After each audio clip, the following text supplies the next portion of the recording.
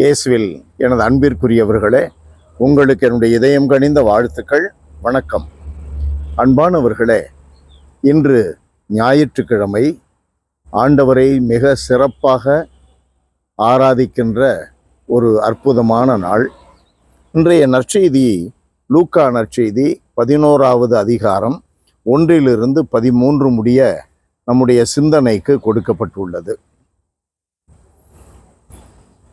இயேசு ஆண்டவரை பார்த்து, அவருடைய சீடர்களில் ஒருவர், ஆண்டவரே, யோவான் தம் சீடருக்கு இறைவனிடம் வேண்ட கற்றுக் கொடுத்தது போல எங்களுக்கும் கற்றுக்கொடும் என்றார்.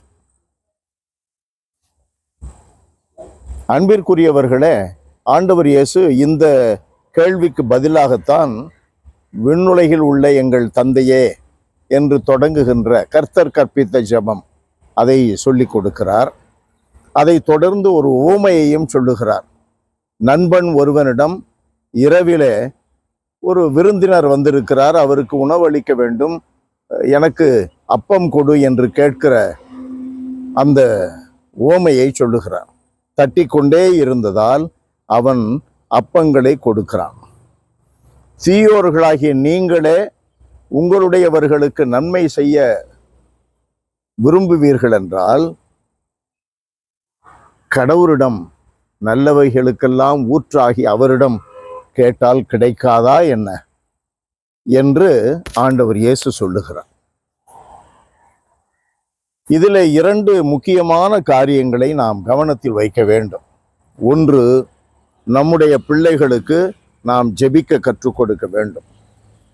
சொல்லிக் கொடுப்பது மட்டுமல்ல, நாம் ஜெபிப்பதை பிள்ளைகள் பார்த்து கற்றுக்கொள்ள வேண்டும். எப்படி ஜெபிப்பது என்று கற்றுக் கொடுப்பது எங்கே? குடும்ப ஜெபத்திலே. ஆகையினால் குடும்ப ஜெபம் எவ்வளவு அடிப்படையானது, எவ்வளவு முக்கியமானது.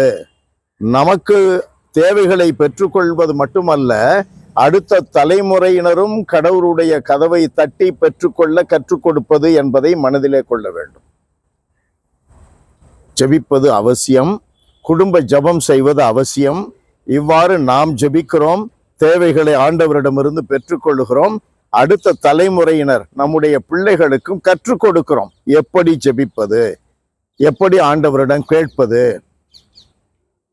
இரண்டாவதாக, கேட்பதில் ஆண்டவர் இயேசு சொல்லி இருக்கிற இந்த உவமை நமக்கு சொல்லிக் கொடுப்பது என்ன? கேட்பதில் மனம் தளரக்கூடாது. விண்ணகத்தின் கதவை தட்டி கொண்டே இருக்க வேண்டும். இடைவிடாமல் ஜெபியுங்கள். 1 தெசலோனிக்கேயர் 5:16-17 வாசிக்கிறோம். இடைவிடாமல் ஜெபியுங்கள், என்ன நேர்ந்தாலும் நன்றி கூறுங்கள் என்று பவுலடியார் சொல்றாரு. அதுதான் அது. இடைவிடாமல் ஜெபிக்க வேண்டும். எப்படி? தளர்ந்து போகாதபடி. எல்லாம் வல்லவரே எங்கள் இறைவா, ஒவ்வொரு நாளும் உம்மிடமிருந்து கேட்டு பெற்றுக்கொள்வதற்கு ஏராளமான காரியங்கள் உள்ளன.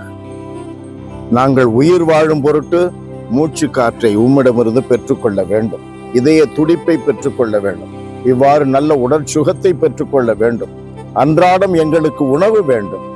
வயிற்றுக்கு மட்டுமல்ல, எங்களுடைய ஆன்மாவிற்கு உணவு வேண்டும். அதை உம்மிடமிருந்து கேட்டு பெற்றுக்கொள்ள வேண்டும். கொடுத்திருக்கிற உம்முடைய ஆன்மீக பசியை தீர்க்கின்ற உம்முடைய வார்த்தைகளை உம்முடைய இந்த திரு விவிலியத்திலிருந்து நாங்கள் பெற்றுக்கொள்ள வேண்டும். தினந்தோறும் உம்மை வழிபடுவது வழியாக, ஆராதிப்பது வழியாக பெற்றுக்கொள்ள வேண்டும். பெற்றுக்கொண்டால்தான் நாங்கள் இந்த உலகில் வாழ முடியும் என்பதை உணர்ந்து கொள்ள வேண்டும். இந்த வரத்தை எங்களுக்கு தாரும். இயேசுவின் நாமத்தில் ஜெபிக்கிறோம் பிதாவே. ஆமென், ஆமென்.